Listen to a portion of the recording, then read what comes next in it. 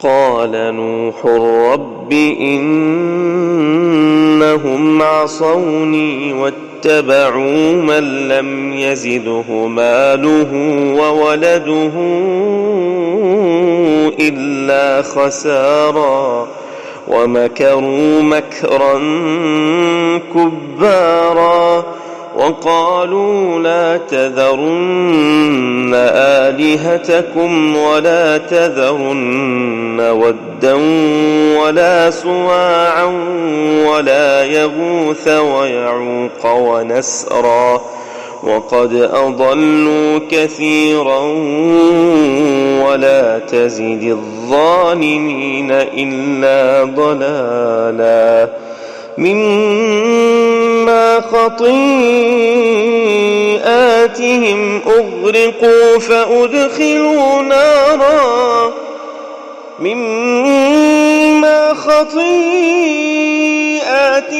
أغرقوا فأدخلوا نارا فلم يجدوا لهم من دون الله أنصارا وقال نوح رب لا تذر على الأرض من الكافرين ديارا إنك إن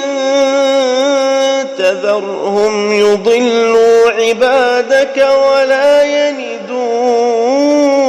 إلا فاجرا كفارا رب اغفر لي ولوالدي ولمن دخل بيتي مؤمنا وللمؤمنين والمؤمنات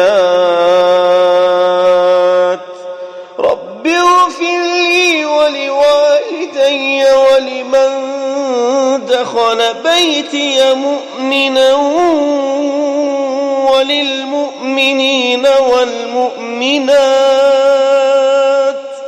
ولا تزد الظالمين إلا تبارا.